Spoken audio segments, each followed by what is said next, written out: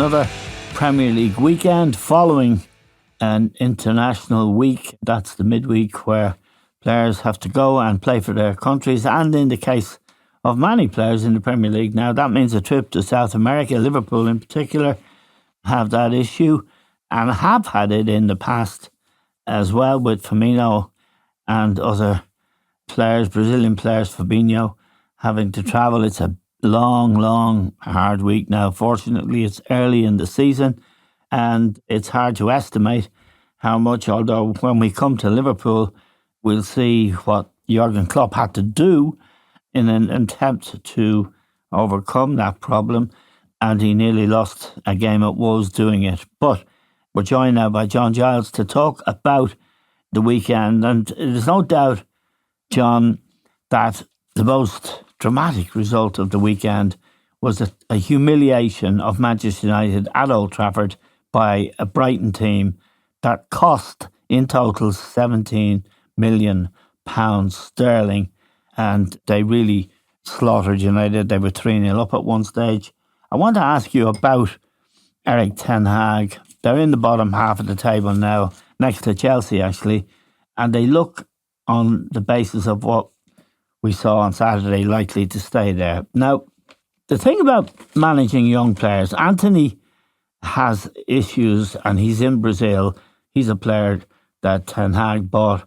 Sancho is another player he bought. He was watching the A team on Saturday because he won't apologise. People applauded Ten Hag when he got rid of Ronaldo, no messing. But he seems to be fighting with too many players, in my view, John. These are young players, and it seems that his answer to certain things appears to be to banish them. But the problem is, Harry Maguire's another issue there. He was the club captain. He's an England international. He has, a record. He played for Leicester. He was outstanding. He's the most expensive centre-half. It was after Van Dijk was sold for 75 million. Manchester United paid 80 million to Leicester to get Harry Maguire. Now, they've humiliated him repeatedly, and Gareth Southgate spoke out very strongly last week about what was being done to Maguire. But all of these issues are around the club, and of course the Glazier issue, which Gary Neville returns to all the time, is a huge issue as well. What do you make of what's happening there, particularly with the Glazers, who I think they are a massive problem? They said the club was up for sale. Two people came forward with the 5 or 6 billion that they said they wanted. Now they say they're not going to sell until 2025, and they'll want 10 billion at that stage. There's not much future for United while these people own the club, is it? Because they're really only interested in selling merchandise. Well, that's what it looks like. Quite a few issues there. Yeah, there's too many probably. No, we'll get through them. But the ownership is huge. But that's a thing outside of football, as we know. Yeah, that's a money. They're businessmen, and they're trying to get the best money they possibly can. They don't really care about Manchester United and their supporters. So that's there's no doubt about that. So that's a minus for Ten Hag. But getting back to the players, the two big issues are for things outside the control of the manager. One we know is a court case, which is very, very difficult for him. Well, there isn't a court case in the case of Anthony, actually. It appears now that there was a disagreement. It was alleged that he had been violent towards his girlfriend, but they're back together now. Yeah, but they have to get rid of him. He's not playing for Manchester United. No. That's the court case, as you say. There has been a difference now between the two people concerned. Yeah. But as far as Ten Hag is concerned, he can't play him. He's out of the club. Let's move on to Sancho then. Now, Sancho is a young guy who's come there. He's English. He went to Germany, did really well. They bought him to pay 75 million, and he's had a falling out, and he won't say sorry to the coach. Well, it's difficult to know, Eamon. I mean, what Now, I have nothing against Ten Hag. I don't know the lad at No. all. But he did say publicly that this lad wasn't training, Yes. or words to that effect. Right. And what this lad has responded to, that's not true. Yeah. I was training and that. It's a mess. And that now he's left him out now. Now we don't know whether he's handled that badly or not. I mean, in the first case with the lad that's gone away, he's no control over that. That was in the court case. And this one, that's what he said, that the player wasn't trying. He wasn't trying, and the lad said he was trying. So that's what the big row is about at the moment. The Harry Maguire business, John. Oh, yeah, it's just messy. He is the club captain. He's an England player. He is being vilified by the media, by fans, both the England fans and the Manchester United fans. What should a coach do in those circumstances? He was club captain. He left him as club captain while he was sitting on the bench for quite a long time. Now he's made a change in terms of the captaincy and given it to Bruno Fernandes. I don't think he's managed that well, John. No, that's poor. That's poor management. I was only making a couple of things that he's no control over him. He's got huge control over this. Yeah. I mean, I think he made certain statements about Maguire which weren't right. He took the captaincy off him. He's not playing him. He wanted him to go. I think he was reducing the transfer fee and all that carry on. And Maguire said, in the end, I'm not going. Because the players now, Eamon, and different to what they were years ago, they don't have to go. They don't want to go. And they're getting paid. So looking at it overall, it certainly hasn't been good management from Ten Hag. He is the manager now. He has run into issues that most managers don't run into, Eamon. But on the playing side, I mean, the Maguire situation, well, there's no doubt he hasn't handled that well. And all these things that happen in a club run through a club, as you well know. Yeah. Eamon, when you're talking about morale and getting things right, these things shouldn't happen in a top club. No. And he's had to handle them, and I don't think he's handled them very well. Right. At all. Let's look at the back four for Saturday. Dalot. He dropped Wan-Bissaka, who I think is a very good player, and not a player I would drop, but Dalot was in. Lindelof and Martinez were the two central defenders, and a young lad, Reguilon, who hasn't played very much at all, if at all, he came in at left back. They were a shambles, John. And the midfield, he's ignored Scott McTominay since he's been there, but he brought him in on Saturday because McTominay's doing really well for Scotland. He's a grafter, he plays with intensity, he's a ball winner. But it was McTominay, Casemiro, Christian Eriksen, with Fernandes playing off the front two, Marcus Rashford and Højlund, who's a new player they just paid a lot of money for. I don't think Christian Eriksen is a box-to-box midfield player, John. And Casemiro, who I thought did really well when he first came last year, it looks like he doesn't have the legs. Well, he shouldn't get that old in a year. Oh. He's probably been asked to do things that it's not his natural game to do. That's the way I would look at it. And Eriksen could be the same. Fernandes is captain, and I totally disagreed with him being captain of the club. I think he's a selfish guy, very talented guy, but he's a selfish guy. He's always moaning at the referees. He's always doing this and that and the other. So it's very, very difficult to know unless you're inside the club, Eamon. But the great thing about football, though, if things are not right, they manifest themselves on the pitch. Yes. Yeah. That's a fact. Now, we don't know exactly what's wrong. We can guess, and you quite rightly are raising the issues that he's been in charge of. Yeah. And we don't know how that's affected him or him affected the players. We just don't know. But we know what's happening on the pitch, which is not right. And that's football, Eamon. Yeah. As you well know, you played in teams and played long enough to know the value of team spirit. Oh, absolutely. What is team spirit, Eamon? It's everybody pulling together and playing for each other and getting on with each other, especially on the pitch in a professional way. But when you get things like the managers handling things not very well, you lose that. You lose that team spirit situation. And that's a huge thing on the pitch. Let's look at Brighton, John. They're amazing. Yeah. They've qualified for Europe this year, and they're playing their first match in the Europa League. They finished 6th in the Premier League last year. But all the time they've been doing this, they've been selling players. They sold McAllister to Liverpool. They sold Casido to Chelsea eventually, although Liverpool were desperate to get him. They got 111 million for Casido. They just go and get another player. I mean, for example, Billy Gilmore, who's a player we both like, he wasn't fit for Saturday's game, just as well for Manchester United, but he is a very good player. They got for Chelsea, got him cheap. And they keep selling really good players and bringing in Evan Ferguson as a good example, 18-year-old who's come in. He scored 4 goals in the Premier League this season. But they sold yesterday Trossard, who scored that brilliant winner for Arsenal. Yeah. He's from Brighton. They sold Ben White. Yes.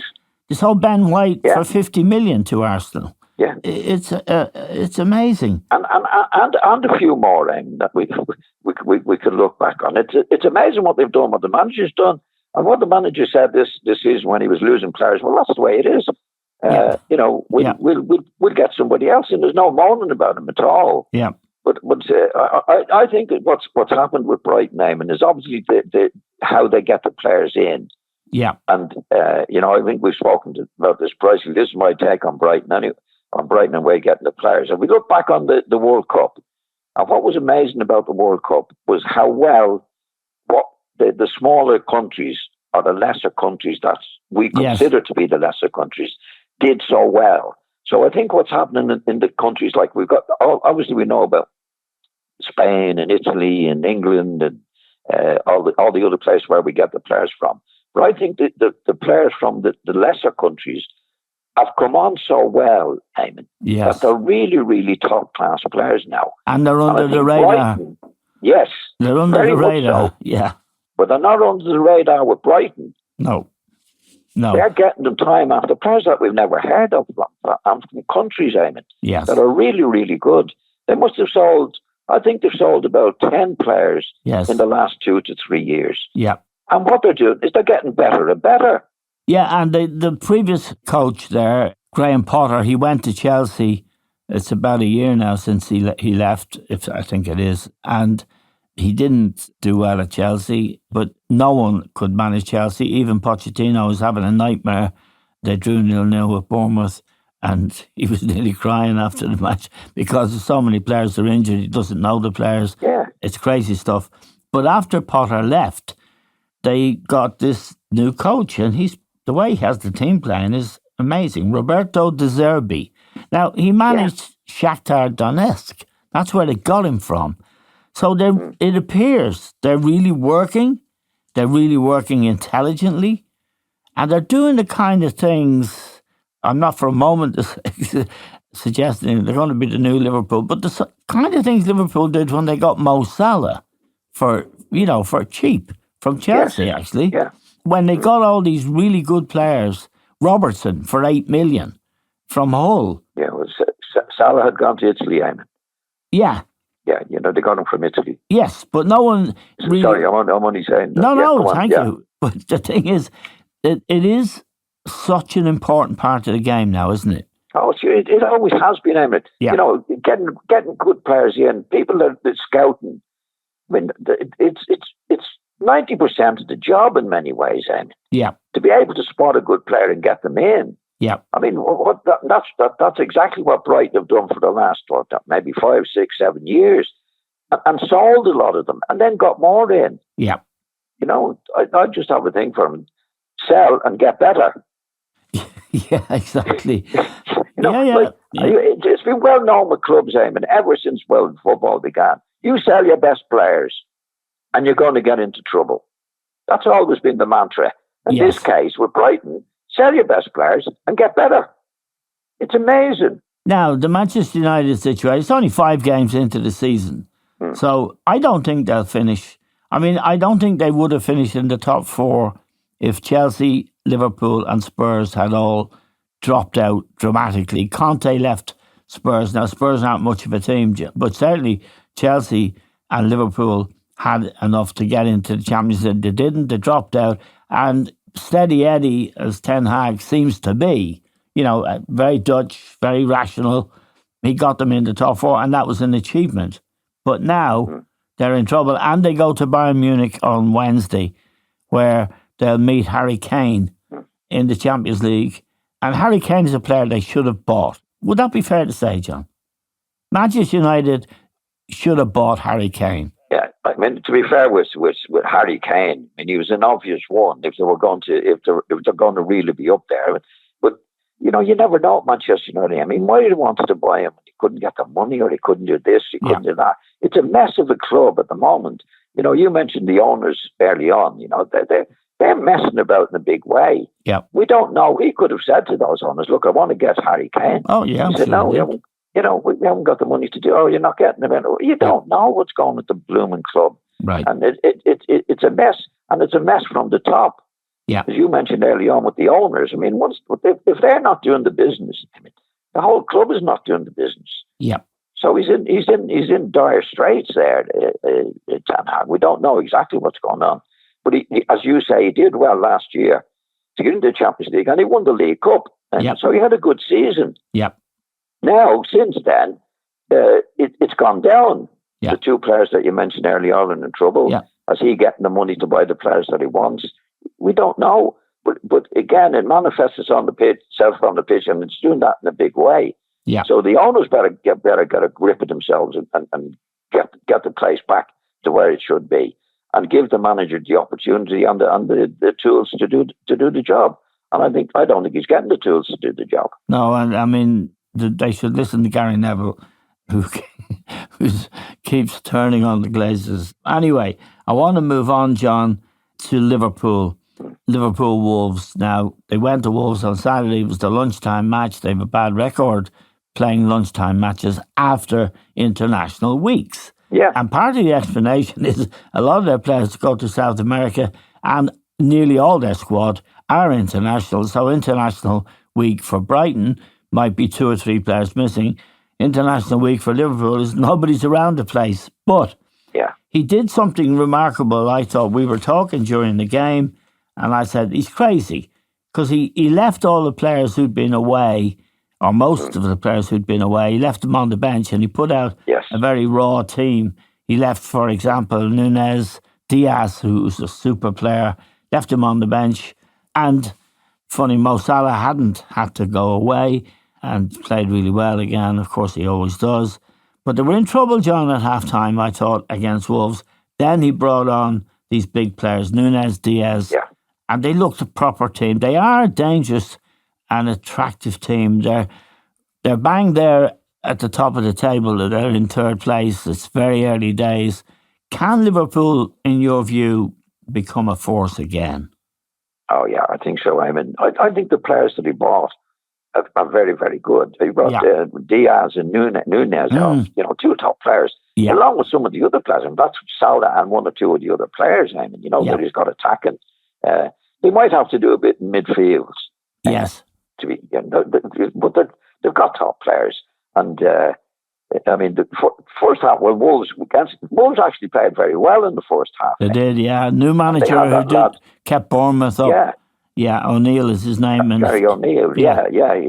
And they had Neto on that. Neto was a lad that's been injured for a long time. Yeah, a couple of seasons, yeah. And he was really good. He was giving Gomez a lot of trouble in the first half. But Liverpool picked it up from then in the second half and were really, really good. I mean, again with the players, if you have Diaz and Nunez on the bench, I mean, we know you explained the reason why he was there, because they've been away in South America and that. But it's very hard to replace that in any team.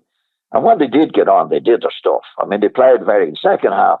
They totally outplayed Wolves, and Wolves had been very, very good in the first half. But again, the second half was a different team altogether when you get those top players on. And it's a good sign for Liverpool. And I can understand Jurgen Klopp's. I mean, apparently in the last 4 or 5 times they've been away, he's had to play in the early matches. Yeah.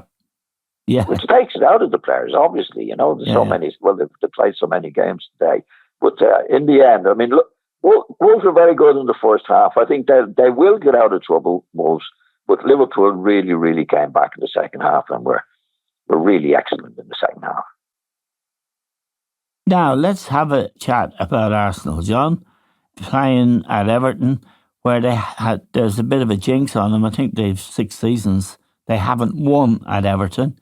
And yesterday was hard work in a way, but they got the job done. A former Brighton player, Trossard, scored a great goal. I thought that was a really great goal. At first I thought it was a fluke, but when I saw it from the other angle, he meant it and he placed it right in the top corner. Yeah, he's a very good player, Eamon, and he hasn't been getting into the Arsenal team. I know. Arteta bought him, but he doesn't. He hasn't played him much, and I think he's a really top class player. But it was a great goal. Yeah, and Arsenal played well enough to win. And Everton are in big trouble, really big trouble. Yeah, yeah. I think they're in big trouble. But Arsenal, they played well. It wasn't easy for them, but well deserved to win. It was a real professional performance from them. Yeah, they kept the ball a lot. They were patient for sure. Yeah. There's something lacking, I think, in the team, John. Just, I don't know what. Well, quality of players. Odegaard, the midfield player, a couple of the defenders. I'm not sure if they're good enough. They don't look as potent, if that's the right word, as threatening, as dangerous a team as either Liverpool or Manchester City. Would you disagree with that? No. I think that's fair, Eamon. I think they can get better. Right. They have a fairly young team. I think he's getting better every year with them, and they just need that breakthrough. I mean, they got Jesus back in again now. He's a top class player, a finisher for them. But they have 1 or 2 players at the back. I think Gabriel can be a bit of a nuisance, Eamon. He's a bit headstrong. I know he got stuck in, but he does a few silly things as well. So they have to get that. Definitely have to get that right. Yeah. But there's a lot of young players in it. I think they're getting better. I read the paper this morning. I was a little bit disappointed in Arteta. He put a new goalkeeper in. Yeah, he said he's going to rotate them. I don't really agree with that at all. But he said that's the way forward. Well, that's what he thinks. But if you go back on tradition of football, traditionally and over the years, I've never seen it work. No. You pick your best player. But what he said in his paper this morning was amazing. Yeah. I've come to a stage, he says, where I have the courage to do that. Yeah. I didn't have the courage up to now to change the goalkeepers. Yeah. Well, I don't see it as courageous at all. He also had the courage, John, to leave Gabriel Jesus on the bench and play this kid Nketiah, who Liam was coach and discovered, actually. He's a very good goal scorer. But I think Jesus is probably a more experienced, better player. But he left him sitting on the bench, and Jesus didn't look too happy about it. But it's a new idea, isn't it? Changing the goalkeeper. Very much so. I think it's mad. I can't remember. There was one time when one of the managers was playing him every second week. I can't remember who it was, but it was the only time I've ever seen. I can't see how it can be right. No, I just can't. Because I'd say particularly the goalkeepers, because they need as much practice as they possibly get. Yeah, and the relationship between the goalkeeper and his back four is absolutely critical. I just don't get it. I don't see. I think one of them has to be a better goalkeeper than the other. Like a winger has to be better, even though they could be very good. Yeah, they have to be better. I don't see it. I think you pick your best players every week that you possibly can, because when they're fit and they're well, and okay. But I definitely don't agree with. I can't agree with changing the goalkeepers. Just don't see it. Right. Now, I want to talk to you about two matches, actually. I know you didn't see Spurs. They were, Sheffield United were winning 1-0, and they were in overtime, John, and they were 7 minutes into overtime I think there was 9 or 10 minutes played. But your old friend, a player I know you love, Richarlison, he scored. It was a great header, John. And he had, to be fair to him, he came out in an interview during the week and he said he's had mental health problems. He's been to see a psychologist. It's done him the world of good. And he really actually, he did well. And then Kulusevski, who's a very good player, I think he got the winner in the 9th minute of overtime. Now, Sheffield United they're poor because they really haven't given the manager. They're going to sack their coach, I'm sure. That he got them up from the championship, but no money turned up with him. So it's really, really tough stuff. The other thing, and this is a pattern, isn't it, John? It's the same with Luton, who also came up with Sheffield United. They come up, the directors or the owner won't give them the money to upgrade the team, hoping they get away with it, and they rarely do. Well, you're right. I agree with you entirely. I mean, years ago, before we had the big money come into it, you have teams coming up from what we call the second division. Yeah. And I think somebody won it, one or two won it when they came up. Well, the Leeds team you were part of. We finished runners-up in the league, Amy. Yeah. In the second division, yeah. And we finished runners-up in the league, finished runners-up in the cup. Yeah. But I think what's happened with the money and the big money that's coming in for players now, I mean, the teams that are coming up are not as good as the teams that used to come up. There's too big a gap between players, the teams that can. We see it in the Premiership. I mean, if you look at the first 6 players. Yeah, but the Premiership has improved an awful lot, John. Yeah. The money's there. All the best players in Europe, in the world, actually, want to come to the Premier League because that's where the money is. So it's a different. The 3 teams go down, but the teams in the second division, what used to be the second division, don't have the money to do it. No. They just have gone back. So the 3 teams that come up almost have to suffer now. Yeah, and that's what we see. We see that straight away. I think the 3 promoted teams are in the bottom 4 between them because they haven't got the resource that those teams that come up. No, so it's very, very difficult for them. Very difficult for them, and we're seeing that. That's what's working out now with the teams that are coming up. As they are to every other rule, Brighton, it's a long time now since they came up, but they have really become a joy to watch. I mean, and the way they pass, the way they move, the confidence, play out from the back, it's really very impressive. The manager's done it. He never looks for any publicity or anything. No, just gets on with the job. I mean, he gets on with the job. The players are, they lost 2 or 3 players this season. They didn't lose them. They sold them. And he's not complaining about it at all. He said, well, we have to get on with it. And that's what he's doing. And as you say, they're playing it out from the back. There's sometimes they scare the life out of me playing out from the back. But they do it so well. And it's getting the different players in every year and selling players. Usually, the tradition of football is no doubt. Now, I'm repeating myself. When you sell your best players, you're going to go down. Yep. It's the opposite now with these guys. Yep. They're selling the best players and they're getting better. It's amazing. It's a one-off at that club. But let's finish, John, with Manchester City. Went away to West Ham, went 1-0 down, actually.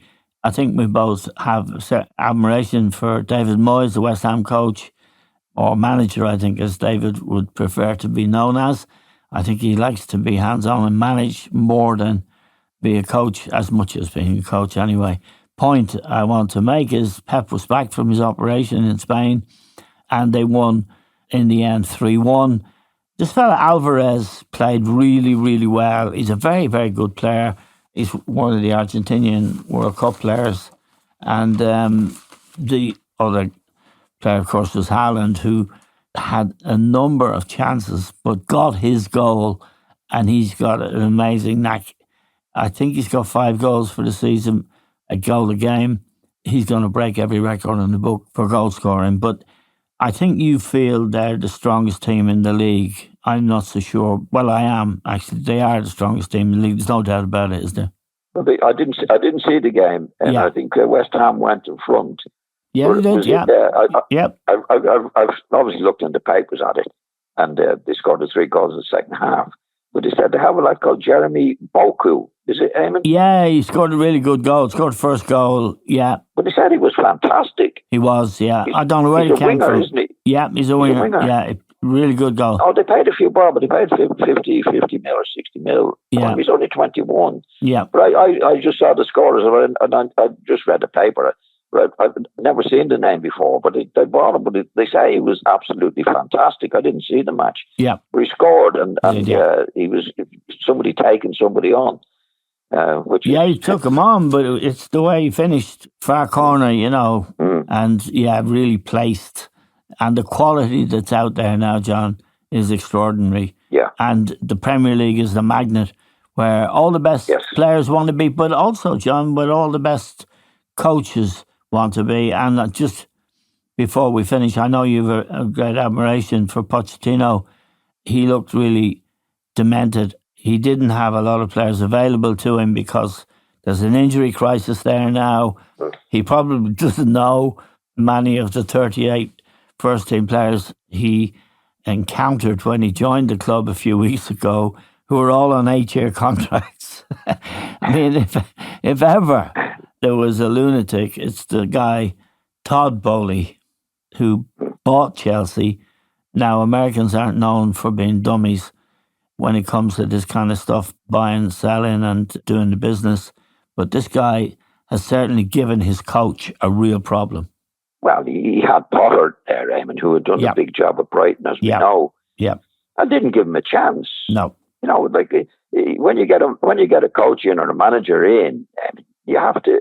He's the football man. And the reason you're getting him in is because of what he did. But if you get somebody in that's like happened to Chelsea, he comes in. But there's no doubt he didn't buy all these players. No. That were being bought. No. So then you're a stooge. You're just a stooge. Yep. And it happens. You get somebody in like this American guy, as you say, got plenty of money, and obviously in his business he's a top notcher. But a lot of these guys think, come into football, and they know more about football than they do their own business, and that doesn't happen. Todd Bowley is his name, John. If you want to write him a letter, you'll get him at Chelsea FC. But anyway, but he's not the only he one. He spent $1 billion. He's entitled to do what he wants if he spent $1 billion. It's his money. Yeah. It's his money. But you can't get managers in and you get Potter in and then, they do get them in to blame them. That's where they get the problem. Right, we got Joe Bloggs in. He's the manager, but he's not allowed to manage.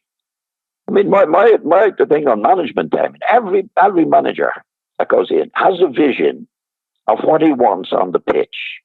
Everyone, all the top managers, they have a vision of what they want on the pitch. And to get that vision, to get it on the pitch, they need to get the players that they want. Yep. I've got him. He's the man. I want him to do on the right side. He's the man I need. He's the centre forward I need. But if you get somebody like Bowley and you get Potter in, and Potter would have a vision the same as everybody else. And he says, I want to get Joe Bloggs. No, you can't get Joe Bloggs. You're getting Jim Bloggs because that's what I want. That's not the way it works. So there is no vision. No. Or the vision is gone. So all the things that he appoints the manager for doing a good job at Brighton, he's not allowed to do because he's going to do it.